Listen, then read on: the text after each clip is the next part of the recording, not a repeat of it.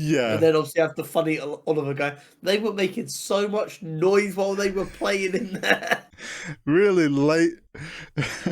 They woke me up. It was so loud.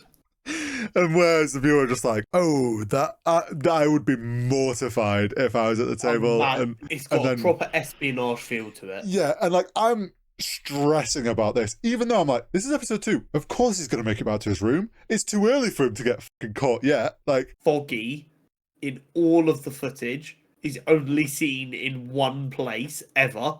People are saying Foggy might be the most dead a character has ever been going into a new season of a TV show. maybe it's The all a bait and streets are saying switch. Foggy is incredibly dead. Maybe it's a bait and switch. Maybe he just moved cities. Maybe he's in LA, and that's gonna give Daredevil more reason to go visit She-Hulk.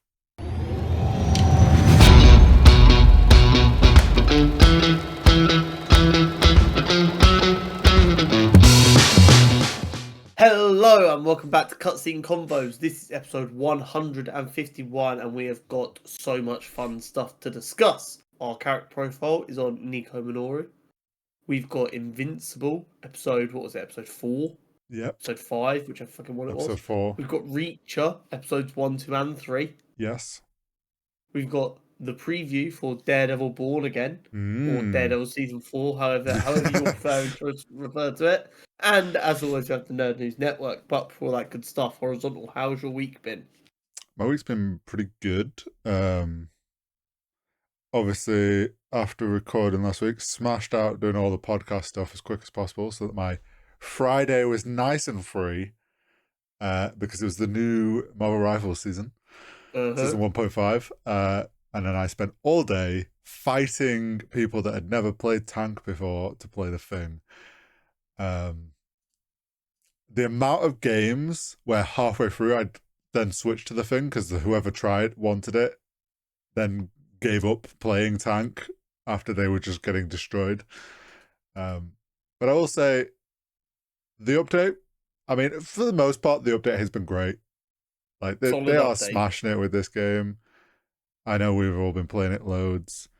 The meta might not be the ideal meta for what we want. But no, I don't think it's suiting us too well. But you adapt. I might get a bit nerdy with it and see what the high level players are saying. Like the counter is for how I like to play right now, and see if I can work out what I need to work on to make this meta my bitch. Yeah, because that's my motto for the year. Everything is my bitch. And then over the Marvel Rivals, I got partly with the new season coming out, I got the urge to. I'd had some of the Marvel Rivals models, and then I checked like the shared folder where I got them from, and they'd updated it with the new stuff, and I was like, you know what, I'm gonna start playing around with these, and dived into. You've been mentioning a little itch and a temptation to do it for like 3-4 weeks. Yeah, so I wasn't completely shocked when you're like, yeah, I'm finally doing it. I decided, getting back into doing 3D stuff and rigging characters, which I worked out is something I haven't done since uni. And even that, like, uni was 6 years ago. And even then, I didn't do any character stuff in my third year of uni, because by that point, like, I could pick my projects and I didn't like doing humans and characters. I was never any good at it. So actually, it's probably been longer than that. But yeah, learning rigging was a learning curve and has been my hyper focus for like the past 4 days, I want to say, since like Sunday night, I think. Yeah, that brain went brr, and like I forgot about the world for several hours. I feel like maybe you can attest to this as well, because we both have the curse of the hyperfixation. Yes. I feel like as I get older, they happen less frequently, but when they do happen, they are so much more potent and powerful. And it's like an unavoidable tornado of just, this is all you can do. Yeah, I find, they're not as often, but when they do, it'll be like one very specific, and that sometimes can be okay. Like when I went through my Rust, I was like, non-stop playing Rust for several or like a MMO, like just take like they hit hard on just that thing specifically. Yeah. So it's been a while. It's been nice playing around with 3D stuff again because it has been actually a while since I've been creative with the 3Ds. Awesome. But that's been my week. How's your week been? My week has been an interesting one.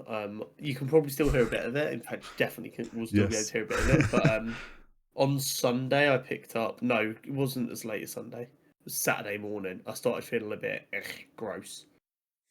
Um, and finally, kind of coming towards the back end of it. Today.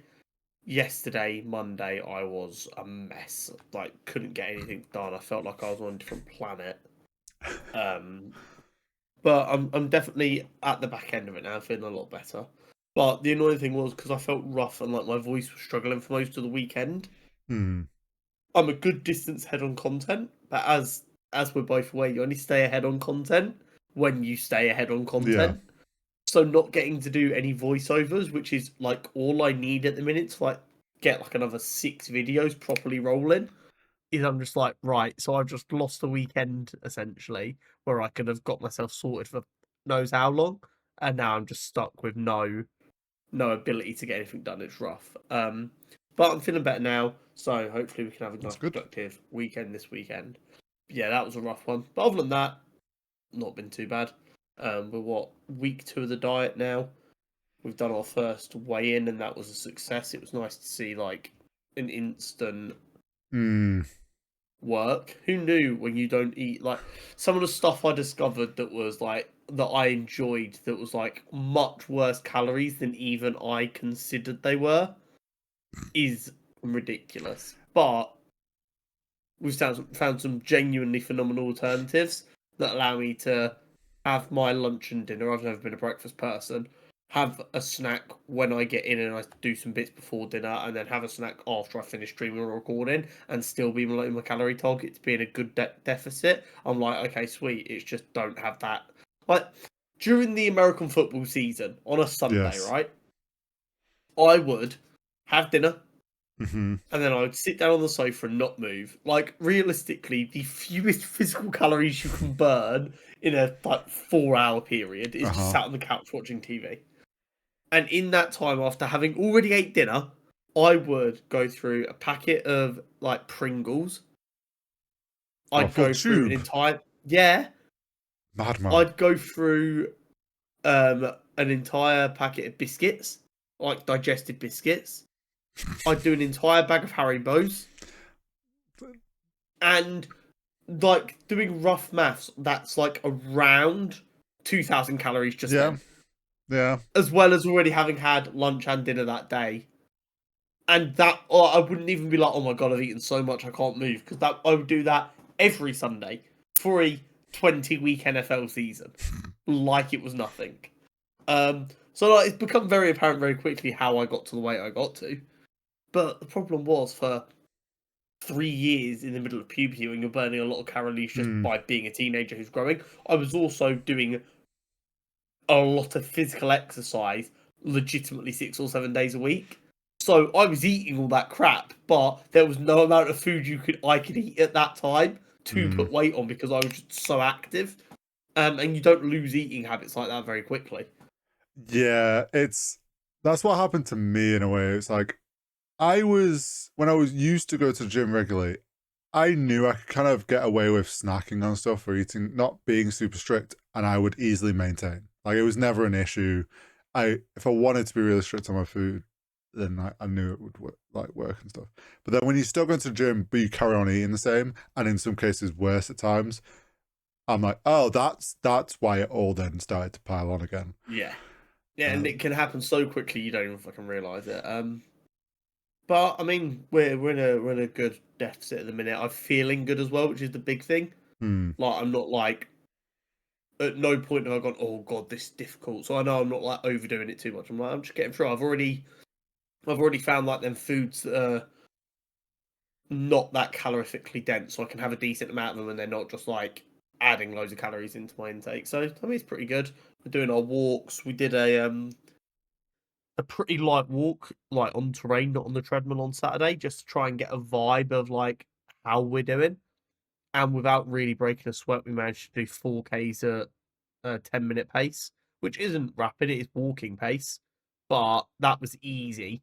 So we know that there's like, once we lose a little bit more weight and like not putting so much pressure on my knees to just jog, I'm pretty Yeah. confident I'll be able to cut that time down pretty substantially. Then it'll just be a building a bit of endurance, I guess, which is going to be a ball ache because, like I said, for a decent part of my life, I just didn't worry about being fit because I was doing so much. I was fit, so I mean, I can't wait to be a little bit depressed at I that. hate doing cardio, so I just have I th- never enjoyed cardio. I'm, you know what I'm like. I'm a little bit of a schemer. I like to like hack my own brain and convince it likes doing things it doesn't like doing. So I have some plans of how I'm gonna get it to do stuff. If that involves a bit of light internal bullying, so be it. My hack is I just do 3 different types of cardio on a cardio Um, day in small parts, because then it's like, okay, as I'm about to get bored, I switch machine. that's not a bad way to do it. So Nico Minoru. Yes, an interesting one Um, that we've had in the recent Your Friendly Neighborhood Spider-Man. yes. So she made an appearance in Your Friendly Neighborhood Spider-Man for the first time in a while. Watching a comic book product, I was like, she seems important, but I have no prior knowledge Hmm. of her whatsoever, which isn't commonplace. But it's always fun when I get to learn about a truly new character, or Mm-hmm. to me anyway. So let's break her down. Nico Minoru first appeared in Runaway #1, April 2003. Born into a rich family with other rich families as their friends, Nico Minoru had a great life. That was until on the night of their parents' annual charity event, Nico and her friends decided to sneak around and see exactly what their parents all did at this charity event every year. While sneaking around, Nico and her co-conspirators saw their parents sacrificing a young girl as part of an odd ritual. They all escaped, and in coming to terms with what they had witnessed, teens decided they had to run away from their supervillain parents. Once their parents pieced together what had happened, they began hunting their children to try and explain to them what had happened. However, discovering her parents were members of the secret organization known as the Pride, devout in serving the Gibborim, a deity that promised them wealth, power, and influence, and even the future promise of eternal life, which they would use to rule the criminal underworld. While on the run, Nico was confronted by her parents, who then revealed themselves to be dark wizards. Upon rebuffing them, her mother attempted to attack Nico with the Staff of One. However, instead of hurting Nico, her body absorbed the staff. As her and her friends continued to investigate and learn more about their parents and what they had been doing and would continue to do, the runaways decided that they had to be the ones who would stop the Pride. Once they were ready, they took the fight to their parents. However, when one of the other runaways betrayed them and joined forces with the parents, this devastated Nico in particular. This traitor was then killed by the Gibborim, further cementing the pain of the betrayal and loss. Upon one of the sets of parents seeing their child die, the parents all realised they couldn't trust the Gibborim anymore and instead joined forces with their children. Working together, they defeated this deity and allowed their children to escape. However, all the parents died in an attempt to right the wrongs of their past, leaving the runaway teens as runaway orphans. With a strong sense of right and wrong, however, they all continued to act as heroes whenever they could and stayed together as they were all the family each of them had left. So it's very different to what we Hmm. saw in the Friendly Neighborhood Spider-Man, but there's definitely elements of the character still. Yeah. I We mean, know there's something magical going on. yeah, she's got some amulet to Hmm. apparently speak with her parents, whether that's So this is what we're saying. We're like, oh, I kind of hmm, guesstimated maybe that wasn't her mum she was talking to. She just thought it was her mum. They might be playing on the idea it's like the Gibberim trying to manipulate her, or possibly. maybe in this universe she managed to save her parents by storing them in the gem, but they're now stuck in there. Yeah, possibly. It But it's definitely yeah. interesting. I mean, she's a foster kid, isn't she, in the show? So Hmm. I mean, they could play on like the other kids are also The Runaways. the runaways or whatever. But yeah, it would be interesting to see how that plays out in the show compared to the actual like backstory of her character. Very, very curious indeed. And also, does she develop more of her kind of magical abilities? And are we going to see that in the show? Mm. Or are they taking her in a bit of a different direction? Invincible, Mm-hmm. episode 5. Four? Yeah, No, five. 5. I don't Yeah. fucking know. Where are we at? What planet are we on? I think it might be episode 4 actually, because we had Was it a 2 episode debut no or a 3 episode 3. debut? I can't remember what week of this is we're on. So this was Oh, no. this So is this episode was 5. episode 5. This is Yeah, episode okay, I five. was right. Christ, there's so many shows going on at the minute, people. Well, it's also like them doing these triple launches and then weeklies has just thrown me on episode You have to numbers. like go. How many weeks has it been? Okay, and then multiply the first week by 3. Yeah. Um, another good episode. Definitely, I would say a bit more of a filler episode. It felt a bit more fillery, but it was also nice to get some kind of like ground level story that reminded you that there was still Yeah, hero shit to be done on Earth. yeah, Not I everything has to be as massive as Cecil and Mark are having a civil yeah, war in the fucking streets. yeah. Uh, I like that they're with both Mark and Eve, and then the no longer teen trio, whatever the ex Guardians of the Globe. Yeah, They're all having this issue of how do we make money? We have yeah, no money. Being a hero doesn't actually just pay unless you work for the government. Um, yeah, and then be like Eve setting them up as security hero on call security is hilarious. yeah. That's one of my favourite kind of story tropes we've seen. I think like one of the more famous ones from like Marvel side is like Heroes for Hire, which is like Luke Cage and Iron Hmm. Fist. But I do enjoy like the heroes making being a hero their job and trying to balance the doing what is right versus making money versus Mm-hmm. because if you make it so every hero is poor all the time, a la Spider-Man, it gets a Yeah. bit repetitive. And if you make it so that every superhero is a rich person, that sends a whole different message that just isn't true. Um, Yeah. so like you get the okay, how do a normal person juggle just leaving work in the middle of the day and not losing their job? And it's like they make being a hero their job. It's a fun trope, and I enjoyed Yeah. seeing their spin on it with like the your prison's being underfunded. Yeah. Your Why don't you prison's just pay underfunded. You've us? had a lot of breakouts recently. Maybe you need a hero to help you look better. But yeah, I mean, a fun It was episode such a nevertheless. ball ache. It was. It was a very fun episode. I'm trying to know what else went. Oh, the whole the creepy dragon guy.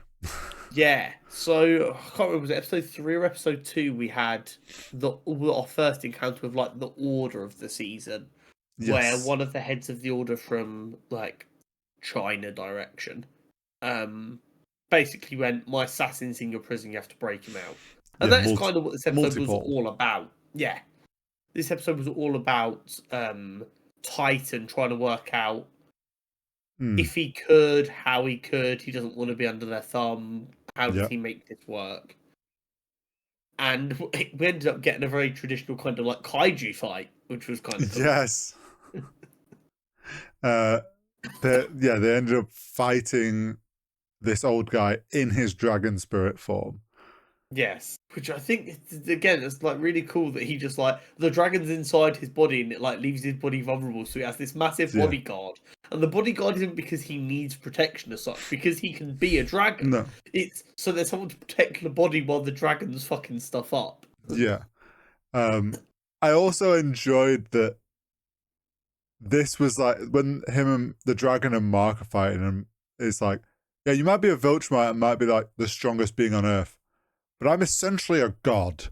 I'm like the next level up. This is not going to be easy.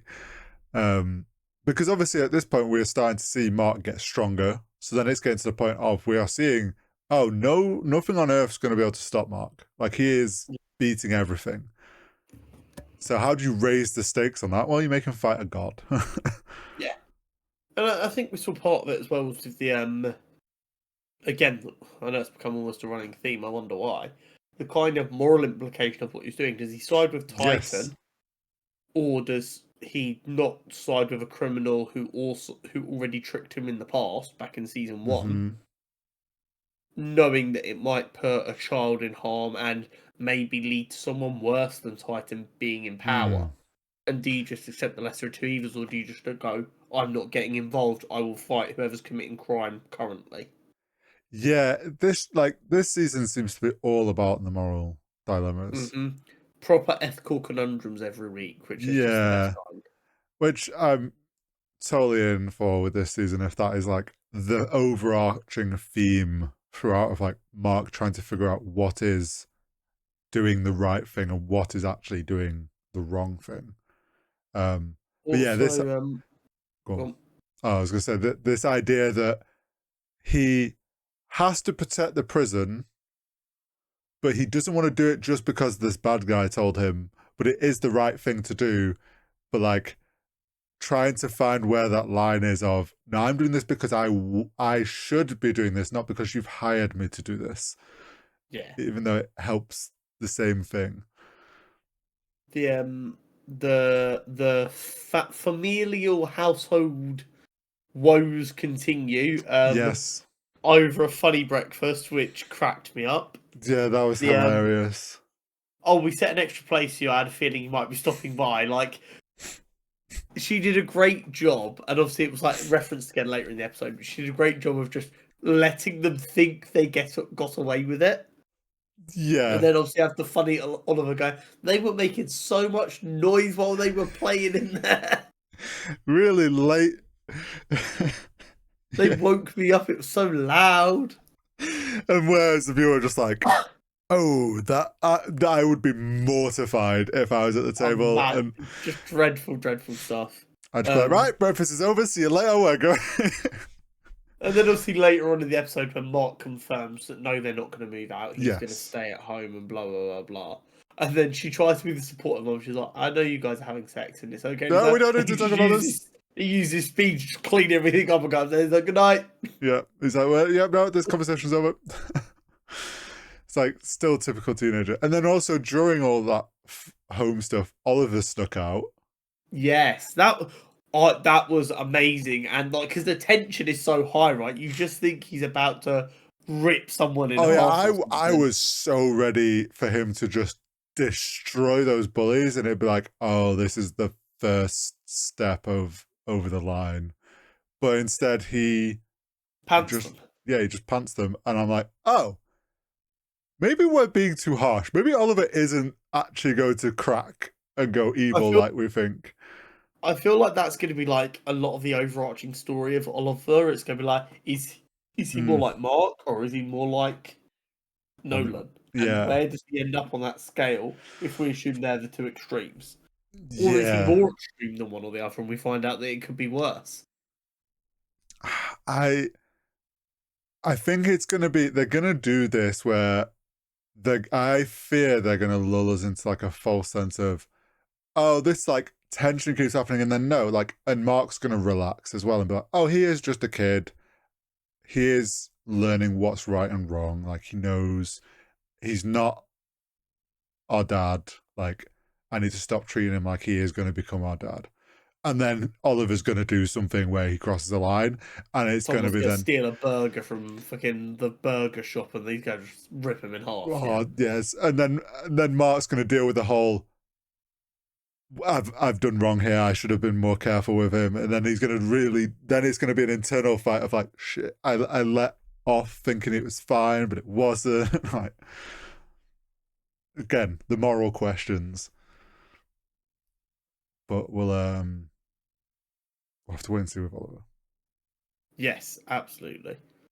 I think the next we've got 3 episodes left. I think it's all due to kick off from this week onwards.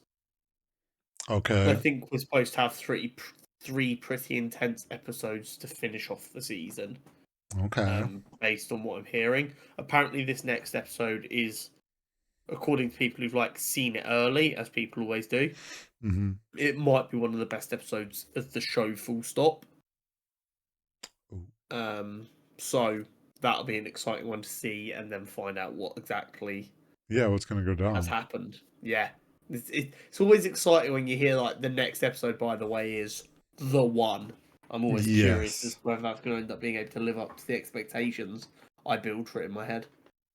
Also, I presume my presumption is we won't see these characters again this season, but we might do. But Multi-Paul obviously did escape, even though they think they stopped him, and Dragon Guy did return to his body. He's not dead. So I presume those are going to be villain characters that we see in the future. Yeah, so it got revealed the Dragon Dude's still alive. I'm curious what the implication of that is. The thing with Invincible is, obviously, it's been adapted from the comic to the show. Yes. In a comic book medium, you can kind of let stuff sit for a lot longer. Just go, by the way, this person's not dead, we might not do anything with it for fucking ages. Yeah. Whereas in the TV format, if something like that gets shown, you assume it's a more immediate threat. And it doesn't have to be. They're just going, by the way, that character's not dead. So we're not here, we're like, oh, they're going to be back next week and they're going to be more pissed off. It's like, no, they might not be back for ages. Yeah, I would say, though, with Invincible, they've done this a couple of times. Is it Sinclair who makes those creepy little humanoid robots? Yeah. It was a while till he showed up again and we're like, oh, Cecil's been using him. So I see it being maybe a similar thing of we probably don't see them this season, but maybe next season they show up again. I completely agree. Multi-Paul, I feel like, might be a bigger part of the back end of the season just because he's been such a prevalent part of the story so far. It was interesting to see a bit more of him and Kate's history as well. Yes. That they were trained and they had different opinions on how that went. I found the revelation that they were born with their powers, so they went nuts as kids, and as a result, their father literally just lost his mind. Yeah. Which, here's the thing. I get why Paul is angry at his father. Mm-hmm. His father couldn't handle being a father, and as a result, he was experimented on and turned into a murderous weapon. Yep. I get why he harbours resentment. It also shows why therapy is important, because I do think he needs someone to just go, okay, be reasonable. Your father thought he was raising a little boy and a little girl, and there was 400 of you running around the house. Yeah. It's a miracle he didn't completely lose his mind. Yeah. It was interesting that they showed that kind of split of opinion on their time, whereas Kate was like, no, this is perfectly fine, and we've been trained to be government superheroes. Whereas he's like, no, I'm going to take this training and become an assassin. It pays better. Yeah, and I'm not saying what he does is right, but I kind of get it. Just that kind of, you feel like you have a bit more freedom. Yeah. I don't think it's any big secret that I don't inherently like the government. I think they're up to really shit. So I could kind of understand the implication of the government training you to be an assassin. Yeah. You don't know if you're actually on the right side or not. Whereas if you're a paid assassin, you're getting paid better, and you still don't know if you're on the right side or not. But you're getting paid well, so... Yeah. So you're doing basically the exact same shit, it's just choosing whether you want to be paid better. Well, it's also... You can also look at it as him going off and being a paid assassin, it's his choice to not know if he's doing right. Whereas with the government, it's like he doesn't have a choice. This is what he's being told to do. Exactly. And that is a big difference, I think. I wonder if he'll show up to his sister and there'll be a bit of like, I get the sense like she's unsure about Cecil, but obviously only stayed because Immortal was. Yeah. So I wonder if it'll add a bit of tension to that and if they stay part of it or not. Maybe. It's very possible. But overall, I thought it was a good episode. It was definitely a fillery episode in places, but I think it spent a decent amount of time developing longer running character arcs rather than a story arc, maybe. Yeah. We got a bit of payoff to like Titan and Machine Head all the way back that's from that's one. a good point. Just kind of pull a bit of things together and go, look, the world's still been spinning. These things have changed. Let's jump back in, see what's going on before we crack on with what else is happening. Yeah. Reacher season 3. We're back, baby. We are. Okay.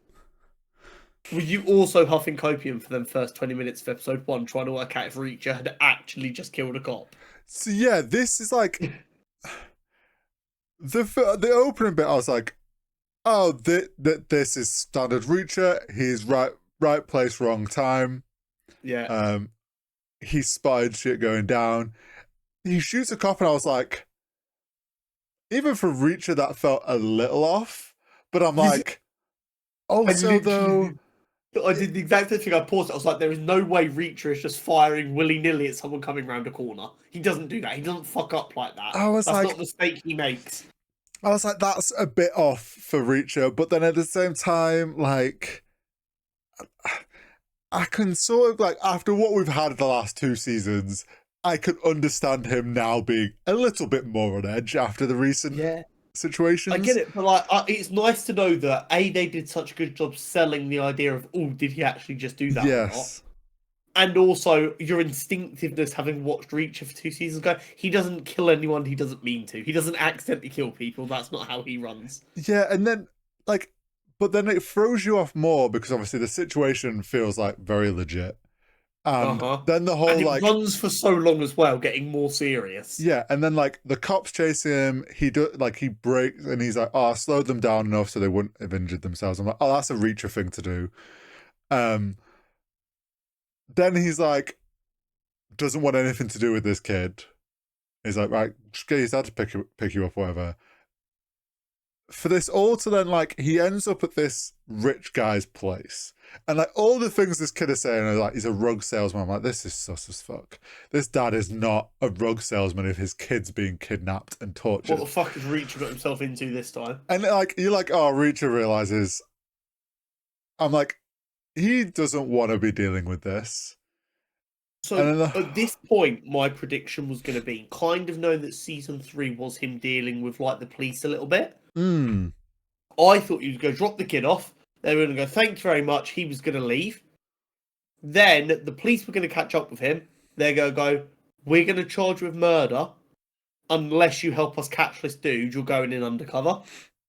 And that's why he agreed to do it, because he was going to be like, right, well, I can't go to prison for murder, so I guess I'm going to be your CI. This was sort of like, my brain was going for this, because like, he does this whole thing of like, oh, I just need a bit of money and a fake ID, like that's payment enough. I want to get out. Like, I'm like, okay, this kind of all makes sense for Reacher. And then he's like offered a job and he's like, fine. I'm like, this is very weird for Reacher to take a job. And I'm like, okay, so if he's taking this job, I know this guy's sus. Reacher knows this guy's sus. How does this end up with him then being undercover? Like, at what point are the FBI going to come along and he ends up working for them? And then episode 2 just completely flips it and you're like, oh, we're fucking dumb. Like, this was all planned. It was so good. We are so back. The I believe I sent you like an interview clip the other week about Alan Richardson saying he wasn't that happy with some of the fight sequences in season 2. That was a big thing that he was particularly felt strongly they can improve on. He said in the interview a lot that he felt the things they could work hard on improving were the fight sequences, and they're always looking for the things to improve on. So he made one of his rules for the fight scenes that they had less cameras on the set. And the idea was if we have less cameras and we do less takes, we don't cut as much and it makes it feel more fluid. Well, yeah, that's always, whenever I see stunt coordinators and stuff break down, like on Corridor Digital when they've had them on and break down fights, the ones that are always bad have lots of cuts from different angles, which means there's multiple cameras. Nothing feels like it flows.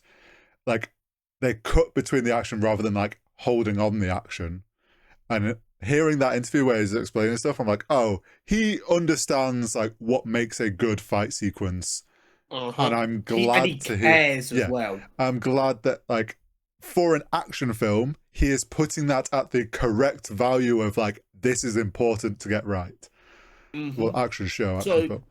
So like that had me really excited early on. I'm like, right, the fact that the main guy who, I mean, let's be clear, he was already a well-known actor. He was doing good work. This has catapulted him into conversations of should he be Batman. That is a whole other tier as an actor to be in.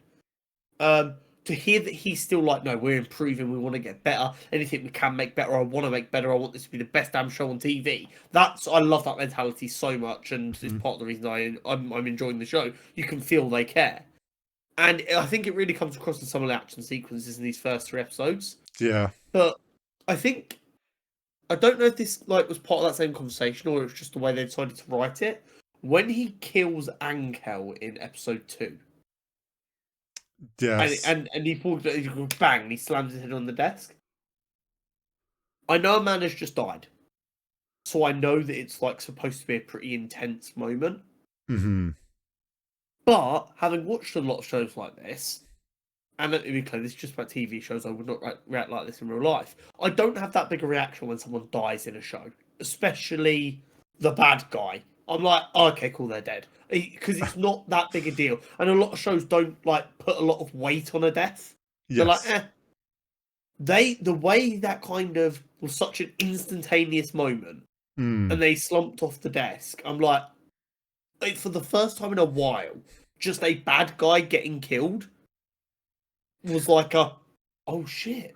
See, I was like, so I don't know if you noticed, but when he walked into that office, when Angel Boy or whatever sat there waiting for him, there's a angle of the camera that shows that spike on the desk.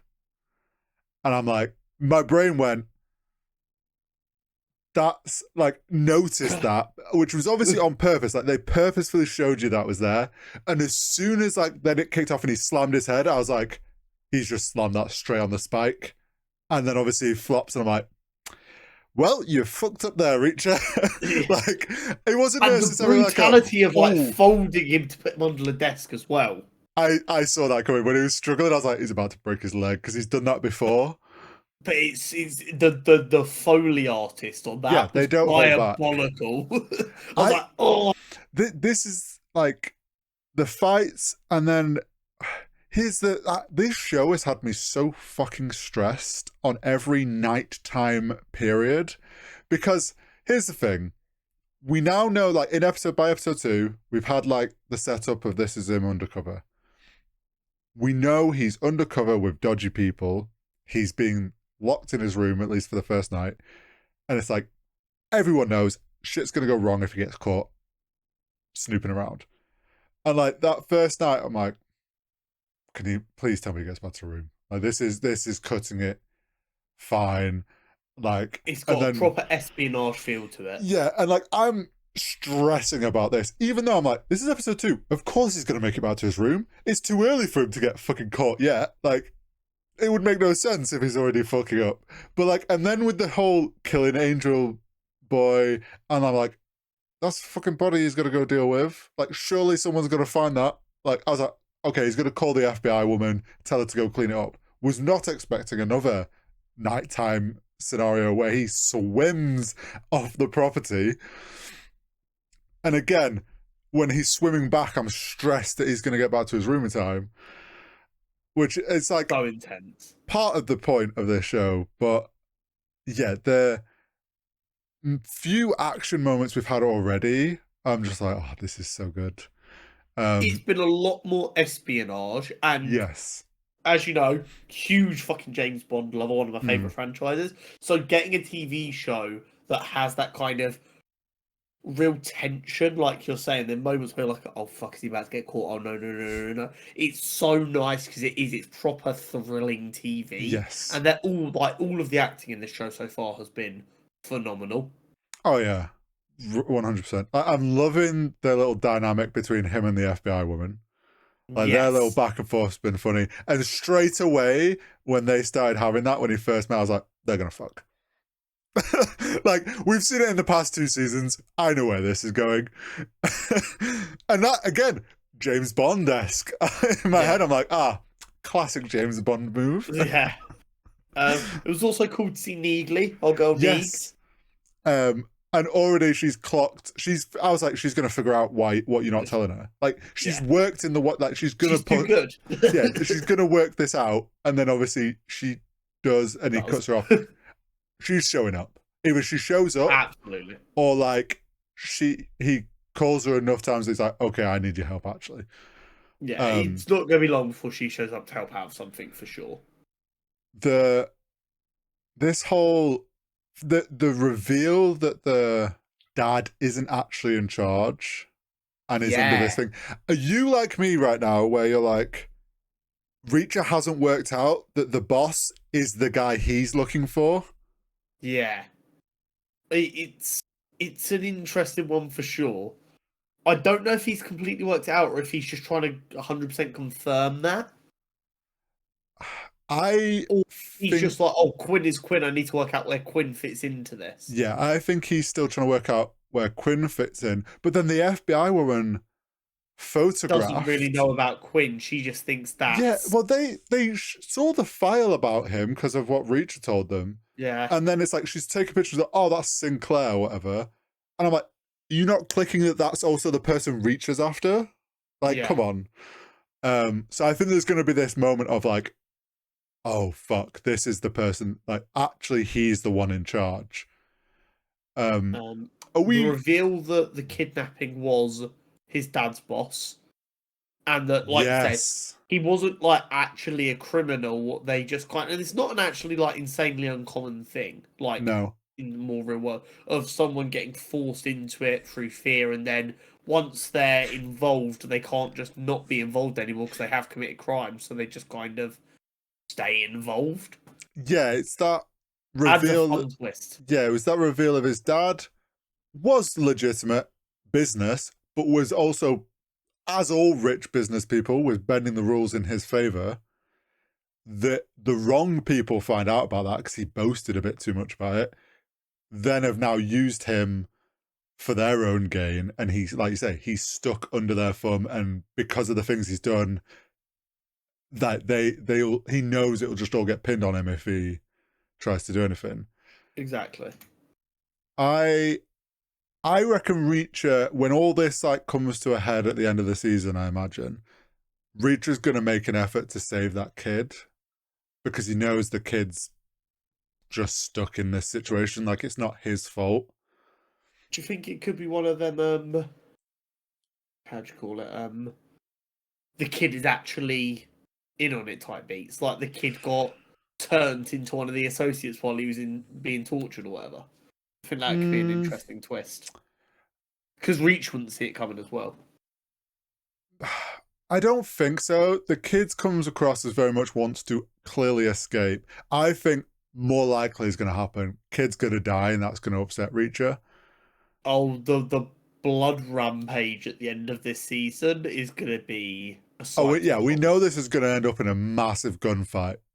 Like, so in episode 3, were you also confused when he went to get an Angel's gun, and you're like, they're going to give you a gun for this job. Why are you going to get the gun that belongs to someone else? So, no, I was just like, this is like, he's sprinting across the fucking garden. I was like, how the fuck he doesn't get caught here, I don't know. This is so suspicious. But I was like, okay, he's gone to get the gun because he's like, even though he's set this up, I'm in my head, I'm like, he knows something could go wrong against him and he needs something as an extra kind of backup. It only started to click because I was like, he asked him about this safe house and like he set this up. I was like, okay, is he gonna set up some bodies there or something? Like, I was like, how is he gonna use this to his advantage? Wasn't expecting him to fully like murder the number two guy, flip it on him, and then, like you say, use the gun in that way of being like, oh, I found this, because he's worked out that this boss is not actually like the most switched on. Because he isn't actually the criminal here. He is just a general guy that's kind of got in too deep. Clearly doesn't really understand how this criminal shit runs. He understands maybe like bookkeeping criminality, but sure as shit don't know about thugging. Yeah, like, and he knows that there's like these gangs that have certain like, and he's clued in on his guns as we've seen. And like, I loved the whole notion that he was pissed off that they'd betrayed the MP5K for an Uzi. Like, these youngsters don't have any respect to keep the same thing the same.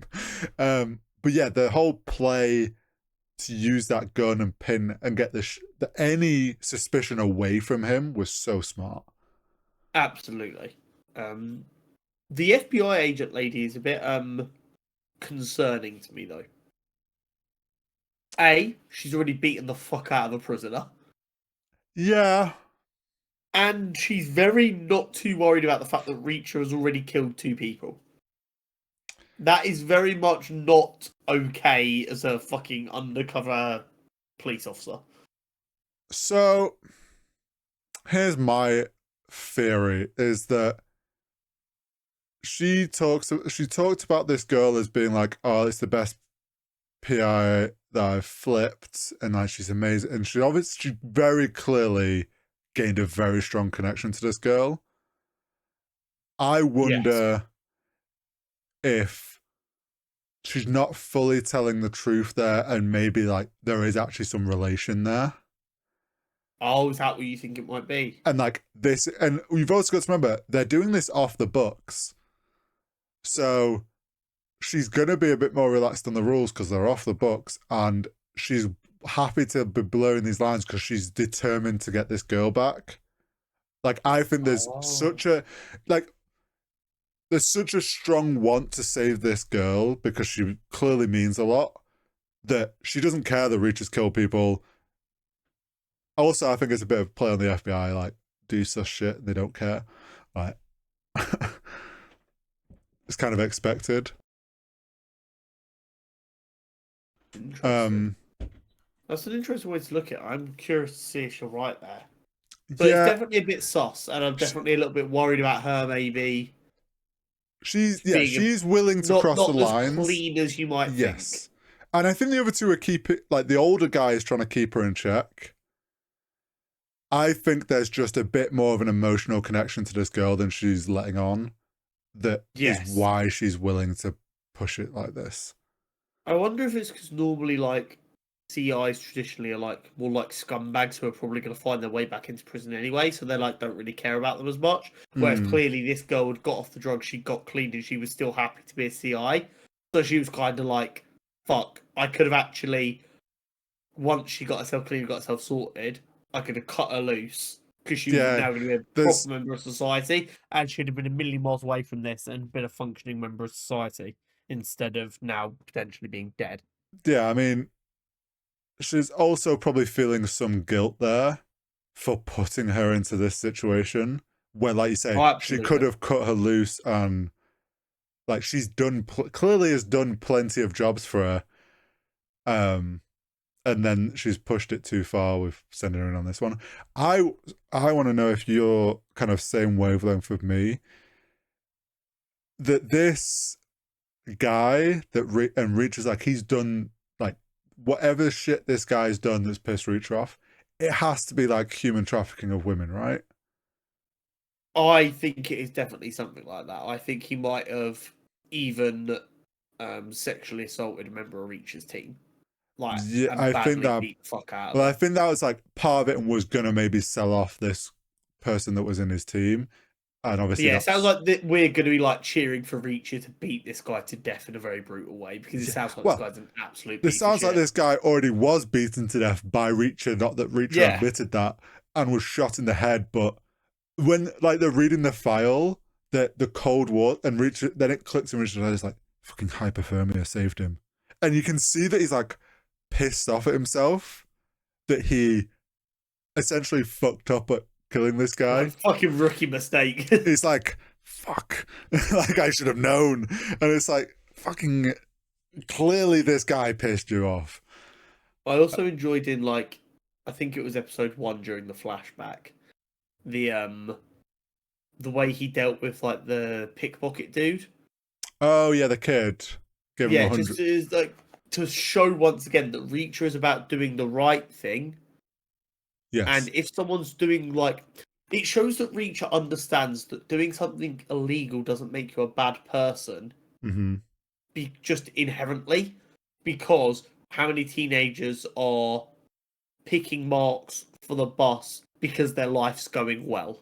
Yes. Yeah, that once again we saw that his skills at assessing a situation have been like, he understood this kid's doing it because he needs money. Like he's struggling. Yeah, And he's not some bitch kid who just wants to rob because it makes him feel powerful. like Reacher making the point of like, the next guy might not give you 100, he might give you a beating. Take this as your opportunity to try and turn your fucking life around. But yeah, Yeah, I thought exactly. that was good. And then when he called up the 1/10 after Oh spotting yeah, Quincy, and you had the guy just kind of like, is this sorry, the the reach? Jack Reacher? And then yeah, and then he's like, "What's the story behind the dent on the like?" Someone says that you slammed. It's like, no, so and so was messing around and dropped a bowling ball. It's like, still to like that kid was probably like, "Holy shit, I got the inside story. Finally, we know I what." know the real Even though law. this isn't what we all thought it was, it's still fucking cool to know. Like, Breach is probably just the fact that the 110 is still going. I kind of just presumed it had stopped. Yeah, so did I. But it's good to know that he had a lasting impact. Yeah, I But wonder yeah, if he first ends three up episodes of season 3 is phenomenal. back working for the I 110. wouldn't be So. surprised if there is a book at some, because there's like a lot of Reacher books. I wouldn't be Mm. surprised if there's one where he gets called in by like the new 110th, and and Needs the they've help. now got their rules, and he has to try. He's like, when I did this shit, we didn't have all these rules. Just let me do it my way. And they're like, no, we have rules now. God damn it, Reacher, you got to follow the rules. I mean, one other thing. How much do we reckon he at the end of this asks to keep the boots with the hidden phone holder? I love this. Do you know what I love most about the phone? Right, obviously it's a small phone. It has to fit in the boot. Yeah, In his ginormous dinner plate hands, it looks so comically fucking small. What I yeah, need is when Paulie eventually discovers he's a rat, I need to see Paulie crush the phone, because when they're writing that, that'll be like, oh, it's gonna look so badass. But in reality, it's gonna look like a pea in the palm of this yeah, guy's hand. And he's gonna go. yeah. Uh, I mean, I'm loving their interactions as well already. The little back and forth. The whole bet. How much do you bench? I don't know. What do you mean you don't know? Oh, it's for pussies. Like, why you need to put Makes an no sense. arbitrary number on how much you bench. And then we've obviously already seen the clip of the Bavarian arm wrestling, whatever it's called. Where So good. oh no, I slipped. What I'm enjoying most about that as well is because, like, obviously the actor who plays Paul, he's done a lot of interviews leading up to Mm, this, and he comes across as such a genuinely chill dude. Seeing him play a raging psycho who just wants to fight and murder yeah, constantly is really funny. Like having the fucking LMG mounted on like fucking meat it's hooks in the just hanging watchtower there for for. no reason. I'm like, when it pan, like when there was I think there was like a shot from inside of him at the door, and like all the foreground was blurred. And I was like, oh, that's probably like radios, CCTV stuff. And then we got another shot, and it said LMG. I was like, why the fuck has this man got an LMG in the guard? Like, that was when I was like, oh, this is no rug salesman, man. Like, this is definitely Just no rugs, rug. yeah, just Yeah, just rugs. rugs. Uh, But yeah, I mean, I'm so looking Hilarious. forward to the rest of the season. Absolutely. We were both confident it was going to be a good season, Yeah. and it's not disappointed so far, and I doubt it will. Nah. Born again. Again. um, Daredevil Born Again starts on the 6th of March, whatever it is, next Wednesday for us. 5th. Comes Fifth. out Yeah. 4th into the 5th. Two Yes. episode premiere. Mm-hmm. I know we're both very excited. Yeah. There's been lots of press doing the rounds going into this. Yeah, they had the red carpet like the other day or something. They did. But we need to discuss some tragic news that I think we need to not huff any copium and just deal with. Oh. So a lot of the press has been from, it seems like everyone is like, by the time we joined, it was too late in the creative process. We're still not 100% sure that this decision is the right decision, but we're going to go with it. We think it's going to be okay, but we'll see how it goes. Couple that with the fact that Foggy, in all of the footage, is only seen in one place ever. People are saying Foggy might be the most dead a character has ever been going into a new season of a TV show. I really hope not. By the sounds of it, Foggy could be Do you know what's also cannon fodder. worse for that? Because we know season 2 started, right? Mm-hmm. And Karen's already been spot. It's like she's already said she's working on season 2, but I don't think I've seen anything about Foggy being there for season 2. Maybe it's The all a bait and streets are saying switch. Foggy is incredibly dead. Maybe it's a bait and switch. Maybe he just moved cities. Maybe he's in LA and that's going to give Daredevil more reason to go visit She-Hulk. Do you think if they just moved into LA, the conversation would be, we're not sure you guys are going to like a decision in this, but we're sticking with it? If he is dead, I wonder if this decision that they were like is kind of stuck and we couldn't change it is whatever they decided as a way to explain what had happened, like that joining gap of where we left Daredevil to where we are now. They've obviously come up with a reason as to what happened, how it fits into the MCU, what went down. Okay, that is we can't change that. That's what we've locked in and decided. Everything after that we can kind of Oh, see, I shape. disagree. I think Matt's no longer Daredevil at the start of this, and they need a catalyst for him coming Oh, back. okay. Well, it's kind of the same But idea like, then. yeah, But yeah. but that's why Foggy dies on screen, because it's a case of he's out, he's happy, he's being Murdoch, he's just being a lawyer, and then Okay. Foggy's working on a case that's gonna out the Kingpin as still being a piece of shit or whatever. Kingpin has him killed, and then Matt goes, right, I'm back, bitch. There's that. Yeah. See, in my head, I'm like, is it because he's only seen in one place? Is it a flashback? That is also And possible. like Possible. and something happened to Foggy, which then caused him to stop being dead. Like I was thinking the flip, but both are like, And that would yeah, explain why I can't change it too easily. If they decided that's the catalyst, you yes. have to find an equally large catalyst. And the only other one is Karen. Yeah. Uh, So it's not ideal. I hope we're being gaslit by some brilliant marketing. I really do. But I'm worried about my boy Foggy. Big time. I mean, nowadays I don't trust anything that comes out of Marvel, leak wise. But yeah, it'll Not be looking an good for us. interesting one. I mean, Yeah. we're both very much looking forward to this. Yeah, And I'm still binging all the old Netflix stuff to get ready, like all the Defender series and everything like that. So I'm currently midway towards the back end through of Luke Cage season 2.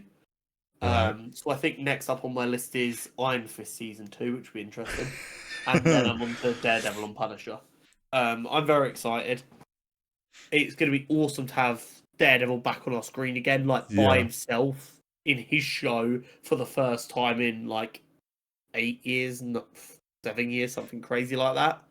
Yeah, and I know from the red carpet and stuff, they all seem excited about being back and doing this, which gives me hope that this story, even though it had a rocky start, needed rewriting and everything, I'm hopeful that it has found a good storyline to go to make sense and They all fit what seem we all pretty want. confident. Yeah. They all seem pretty confident in what they've ended up making.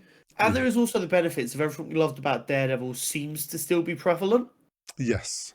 but with the added Marvel MCU money and magic, they're going to make him a little bit more superhuman in his movement. He's going to feel a Yeah. bit more acrobatic, a bit more I daunting, I think. do you think we see Echo at all? I don't think so. If we do, I think it'll be right at the end as a tease for season 2 or whatever. Okay. Because that was the only other thing, like, That'd be my prediction. because we obviously know from Echo that she had some runnings in with Daredevil, and then the whole Kingpin story there. Yeah. I think the other like massive takeaway for me is again a lot of people have had early access to it via the red carpet, via this, that, the other, and a lot of people are saying it's genuinely phenomenal. It picks up right where the Netflix show left off. It's just as good, if not better, in places. There are a lot Mm. of people who genuinely believe that this slots in right alongside the Netflix stuff incredibly well. Okay. So that's very high praise. Like going back to rewatch the Netflix shows, they really were phenomenal. Like Oh yeah, even they were Iron great. Fist, which was a piece of shit, was not as bad as I remember it being. Yeah, it still fit well enough within that world that they were Yeah, creating, even if the story itself was a bit weak. yeah. So the fact that they're saying it's like some people are saying it's like the best first episode of any Disney Plus show. Some people are saying it is better than the Netflix series. Some saying it's just as good. Lots of high praise coming out. All we Yeah. can do is be excited. Obviously, we've seen a decent amount of like what to expect characters wise. We know Yeah. Muse is a part of it. We know White Yeah. Tiger's a part of it. We know Bullseye's back. We know obviously Vincent D'Onofrio's Kingpin is back. There's Punisher. lots of kind of cool, yeah, Punisher. There's lots of cool things going on, Mm. but we don't know too much about the actual story, which is always kind of my favourite spot to be in. Yeah. And I mean, if they do this right, and with all these characters and different teasers of this, of Hell's Kitchen essentially being alive and bustling, they could very easily create this sort of street level set of shows, whether it's Defenders or like branched off that. Partly knowing we can't have a Spider-Man TV show very easily. Uh, Maybe this is their way of kind of delving into that side of things through their TV shows. Hope if I all goes think well. I think the TV shows being used as the street level medium is completely fine Yeah. because the people who really care about the street level side will watch the TV shows. Mm. Yeah. Um, so I think that's as good an option as we've got right now for how to address the street level side. I think that makes the most sense. Nerd News Network. Yes, quite a lot of news this week. And I feel like none of this is just like, pardon my French, bullshit news either. It all seems like decently important. Not that we'd ever huck bullshit news at you. Okay. Creature Commando Season 2 is currently on the development fast track, according to James Yes. Gunn. Not a massive surprise, the show's been a massive breakout success. Yeah. Not a surprise to me that they've kind of Yeah. gone, yeah, let's get that going a bit faster. I imagine James Gunn's like, okay, this was loved. We need let's get this as a more regularly occurring show. Even if it's just the good press of we're fast tracking it, is worth a lot right now for DC. Yeah. And it's one of those things where it's going to be a solid show between these big films while they're still setting up this DCU of like, oh, people are enjoying this. It's a bit of fun. Like we can just flesh out the world a bit through it as well. So yeah, Absolutely. good to hear. Daniel Craig has reportedly dropped out of Sergeant Rock for DC, with Jeremy Allen White apparently the favourite to replace him, according to The Hollywood Reporter. I believe you also sent this tweet to me. I think I did, yeah. And my reaction was basically, it sucks to lose out on Daniel Craig, and I don't like the casting of Jeremy Allen White because he feels like such a hot actor right now. I feel like you could do more with him. I fear that name being thrown around is just press throwing Very that name at possible. things because, like you say, he is the hot topic of male actors. And I'm sure there is talks in DC of like, is there a role for him? Because he's like the talk of we should find a role that fits Jeremy Allen White because like he's a hot topic. I think it's a shame that Daniel Craig, apparently it's scheduling conflicts. Yeah. And I get like it's not like a huge major DC role, let's be honest. It's not like one of the big name characters. So he's probably quite willing to be like, I'll pass on it and do this other thing that I'd rather do. This is depressing, heartbreaking news. I had a crash out on Twitter about it, and I do not regret it. I think I was actually incredibly reserved. Amazon have gained full creative control over the James Bond franchise, while Rebecca Broccoli, and the other gentleman still own the James Bond franchise. They no longer in creative control. They're going to go off and work on different things. Yeah, I get. I mean, this is going to be reading into a bit, but I take it as we know that they were struggling on lining up on creative direction. She called them fucking idiots 3 months ago, and they've worn her down so much. Let's be clear. They've also thrown a fucking massive check at both of them. Probably, but yeah, they've worn them down to a point where they've gone. We've made enough Bond movies.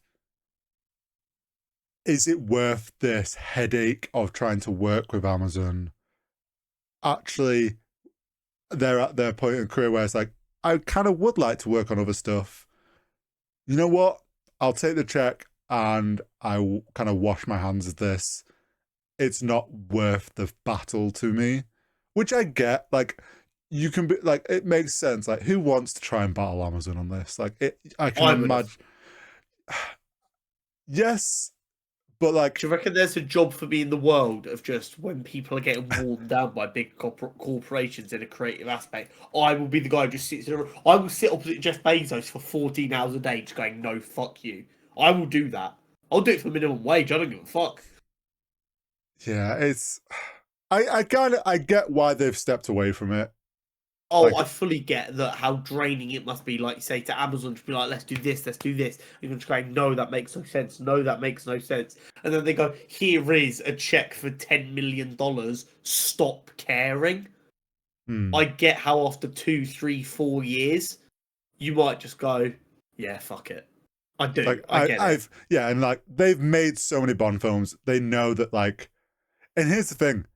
It's kind of a win-win for them because they'll leave if this flops afterwards. Everyone goes, they were the creator, like they were what Bond was. If it's a subpar film, people go, oh, the old Bond films under these people were so much better than what Amazon did. Like the Star Wars and Disney stuff. Everyone says Star Wars from Disney has been worse. Like, it's the same situation. No one's going to blame them for walking away, and they're going to still get all the fame for the original Bond films. So I will. I'm going to hold them personally responsible. No. You know how much of a special place James Bond holds in my heart for my love of cinema? I know.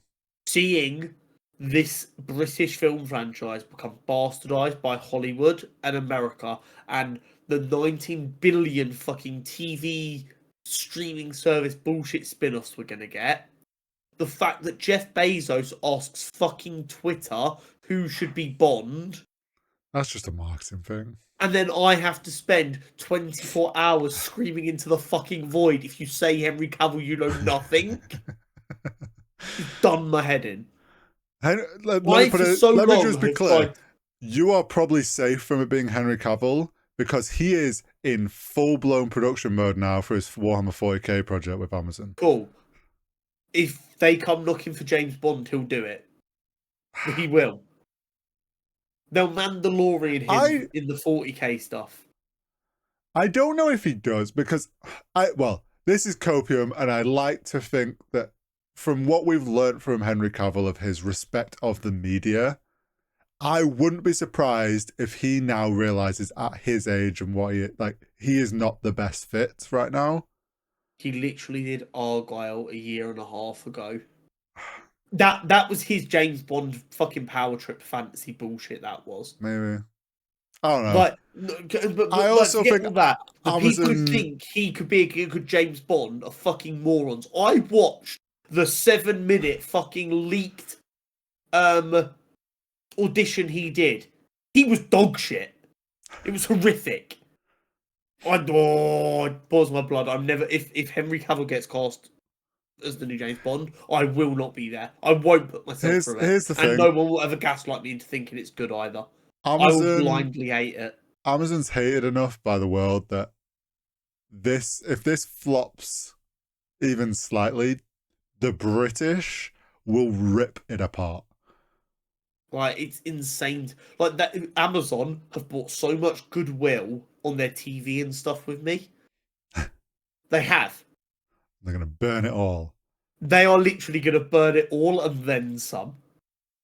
They're going to need Reacher season 4 to have me weeping like a baby at its beauty to undo even a little bit of the damage they're going to do with their relationship with me.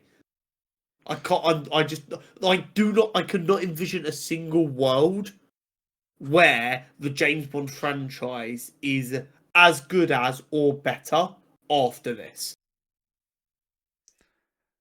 I mean, from Rings of Power, I've already learned to accept that whatever Amazon does with a franchise, they're not going to do it perfectly. So, At least they have like a what do you call it? Plausible deniability for Rings of Power, right? Because they're slightly limited by the material because of like the copyright laws and shit. They have yeah, complete creative but freedom with James Bond here. They're gonna make him a fucking CIA operative. I can feel it. I mean, They're gonna cast a random fucking American to do a horrific British accent and pretend it's a good decision. they're going to get Alan Richardson.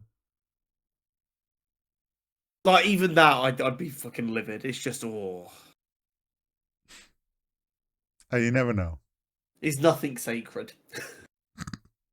Speaking of is nothing sacred, Gwen Stacy is going to appear in Your Friendly Neighborhood Spider-Man Season 2. That is Yes. good news. Unfortunately, she's not going to be Gwen Stacy, she's going to be Spider-Gwen. Why can't a supporting cast be a supporting cast anymore? Hey, we don't know what this means. We've seen some time travel-y shit. I don't like it. Spider-Verse. I don't like it. Why? Like, don't get me wrong, I enjoyed the show, I did. But if we actually break down the supporting cast, right? You've got Harry, Tombstone, Pearl, Nico, Norman. Mm-hmm. They're like the core supporting cast. Mm-hmm. Pearl has powers. Tombstone has powers. Nico has powers. Harry is the guy in the chair for him, i.e., directly linked to him being Spider-Man. Mm-hmm. Norman is going to be Green Goblin, i.e., his greatest adversary. Now they're going to add Gwen Stacy into the mix, and guess what? She's also got superpowers. It Give gets everyone rid of superpowers. yeah, but it gets rid like if everyone has superpowers, no one has superpowers. You know what I mean? It gets rid of the whole like teenage angst of Spider-Man. How am I going to go on dates with Gwen because she can't know Spider-Man because that'll put her in danger? Well, everyone else fucking knows he's Spider-Man. Hey, I'm gonna give them the benefit of the doubt of like they know what they're doing and bringing her in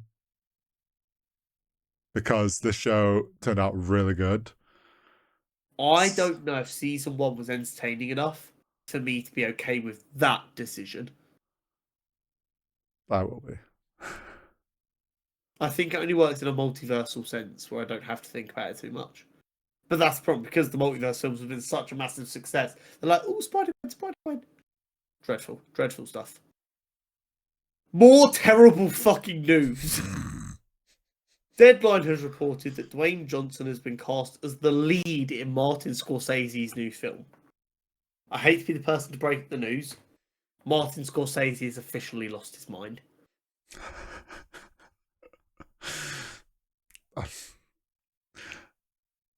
It's, I mean, yeah, it's, just Dwayne Johnson. What more do we need to say here?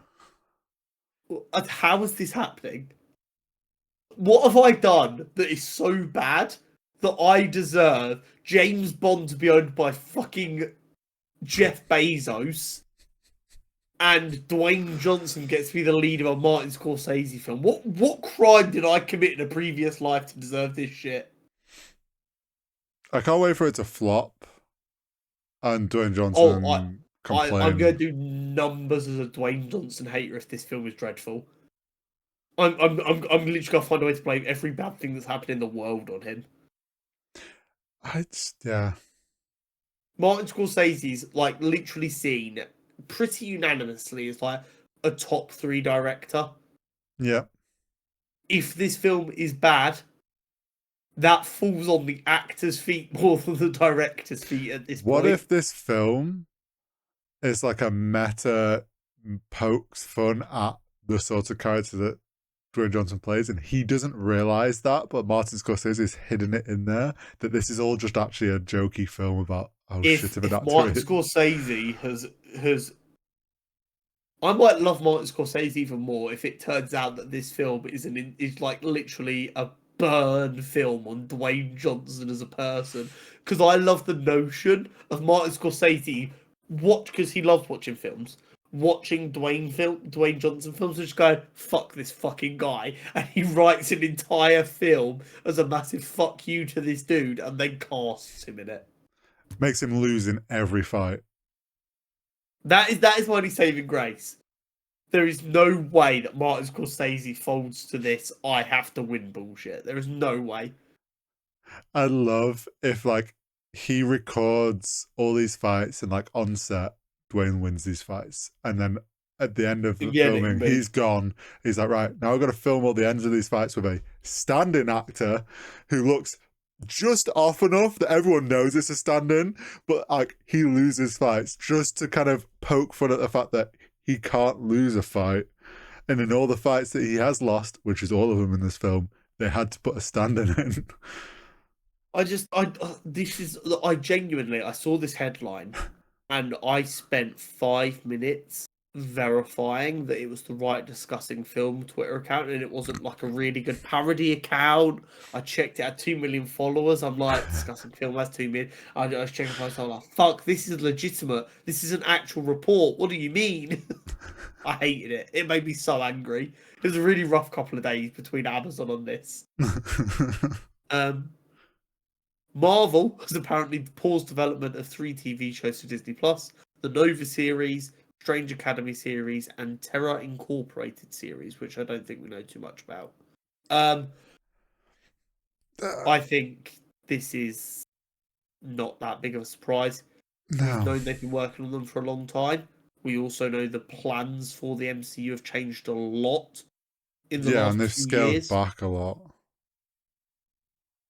It, They're not cancelled, which is a good thing. So I'm excited for a Nova or a Strange Academy series, but I think they have now realised they're coming post Secret Invasion, yeah, and maybe they need to be reworked for that. I think they've kind of realized there's no point in keep introducing these new characters for like one TV show and then, like you say, Secret War comes and it blows the whole MCU up and like completely shifts things, and then people are just like completely forget about this character that was only introduced a month ago in a TV show that not many people watched or something. Like, yeah, it makes sense that this Exactly. stuff's got shelved. James Watkins, director of Speak No Evil, seems to have been set to direct the Clayface film for DC, according to the Hollywood Reporter. Okay. Alongside that, something I forgot to add, I believe, one of the rumoured frontrunners is apparently Daniel Radcliffe. which is an interesting, So it's especially. really funny. Go on. Well, I was gonna say, especially if we know, like they've said, they kind of like the idea of this more traditional Clayface actor, So theatre person. yeah, post Harry Potter, Daniel Radcliffe has done batshit crazy roles. He's done lots of Mm. theatre work. He's done, I don't know if we've discussed it before, but one of my favourite things about British actors, right, is they'll go do a film, and then you'll feel like you won't see them for 2 years, and that'll be because they've been in the West End for 2 years Yeah. because they love the theatre. Like Tom Hiddleston's in Much Ado About Nothing with Hayley Atwell at the minute, ironically. Mm. Like genuinely, if you ever want to know where are the MCU stars when they're not in an MCU film, they're on the West End, especially the British ones. Every single Yeah. time, it's comedy. It's one of my favourite things about British actors. They love to act so much. They will go from earning millions for being on the big screen to barely making enough money to cover rent because they want to be on the West End and acting Well, still. it's because I love them for it. all of us are brought up in this country on Shakespeare, which is just theatre. Yeah, So they it's all go back brilliant. to that. And that's what Daniel Radcliffe's been doing post Harry Potter. He finished Harry Potter. He did a lot of weird films, Mm. phenomenal films, but weird films, not big franchise films. Well, yeah, he was made an effort to branch himself away from being known as Harry Potter. I don't think anyone who like got stuck in such a role has managed to have as good a career as he has afterwards. Mm. The closest is going to be Mark Hamill, but Mark Hamill had to like do that as a voice actor. Which, don't get me wrong, Yeah. Mark Hamill is a phenomenal voice actor, but that's how he had to break away and make like a successful career for himself post Star Wars. Yeah. But yeah, the notion of Daniel Radcliffe as like the actor going crazy, becoming this monster, I think he could act the fuck out of that. I agree. And we So know that DCU seems to be a lot more comic booky, so there's a lot of yeah, fun stuff there. they've said this is going to be like a traditional horror film with Mm. like a $40 million budget. Like, honest to God, if Daniel Radcliffe is interested, he might not have even realised this is connected to a big universe yet. He might have just like heard the story and gone, "That sounds fucking awesome." Yeah. So I'm very curious about that. This is kind of cool. Marvel and DC look set to publish 2 brand new one-shot crossover comics this year. Oh, okay. First time since like 2017, I want to say. Maybe even later. Marvel's gone, oh, you're Earlier. finally doing a good cinematic universe. Yeah, we'll join up again. I'm kind of curious. I might buy them, I might not. We'll see. But it's always fun to see crossover shit happen. It just is, whether Well, we yeah. like it or not. Whether everyone's oh, it's just key jangling. Yeah, and guess what? I like keys that jangle. They're better than silent keys. What do you want from me? Like, it's fucking awesome. Yes, I would like to see. I'd like to see Spider-Man and Superman have a chat about which donuts are better. Like, who gives a shit? It's fucking awesome. Yeah, fair. Why can't people enjoy stuff, Ori?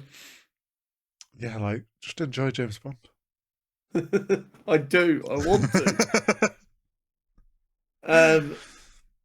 Marvel are now actively developing the X-Men films, according to Screen Rant, and they're focused solely on the X-Men as like a concept and not branch off films for individual mutants. This was according to Brad Winderbaum, I in an interview with Screen Rant. I bet this is more so just them figuring out what is the story, like, how do the X-Men story arc fit into the MCU story arc post soft reboot or Secret whatever. Invasion, yeah. It's Like, got to be a soft reboot. Otherwise, it's going to be really. Oh, here are mutants, by the way. yeah, that you've got to think like they knew from shortly, like obviously not making Iron Man because they thought Iron Man was a one-off, but like after Iron Man was so successful and they started fleshing out this MCU, that's when Kevin was like, oh, there's this story arc that they clearly started planning many years ahead of how to lead up to Endgame.